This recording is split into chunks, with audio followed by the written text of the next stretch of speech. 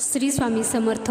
अक्कलकोटमध्ये दत्त जयंतीच्या दिवशी 300 लोकांचे अन्न शिजवले, पण येणाऱ्या भाविकांची संख्या हजारोच्या संख्येत दिसत असल्याने मुख्य सेवेकरी चोळप्पा, श्रीपाद भट्ट, केशव देशपांडे फजिती होते की काय या भीतीने स्वामींच्या जवळ आले आणि प्रार्थना केली. तेव्हा स्वामी बोलले, अरे हा जगदंबेचा टाक आणि कडे घ्या आणि पोळ्यांच्या राशीत टाका, जा, काळजी करू नका. त्यानंतर श्री देशपांडे यांनी स्वामी आज्ञेप्रमाणे देवीचा टाक आणि कडे पोळ्यांच्या राशीत ठेवले. नंतर मोठ्या थाटाने आंब्याची आरती केली, श्रीफळ फोडून अन्नावर तीर्थसिंचन केले व प्रसाद वाटण्यास सुरुवात केली. आणि काय आश्चर्य, पहिली पंगत 2000ची झाली, दुसरी 1000ची झाली आणि तिसरी पंगत पुन्हा 1000 भाविकांची झाली.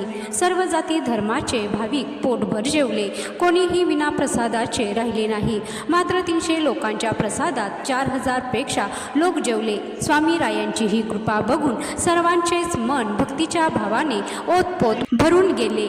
या कथेचे तात्पर्य हेच की प्रत्येक कार्यात स्वामींना अनन्य भावनेने अधिष्ठान द्या, मग बघा कसलीच कमतरता पडणार नाही.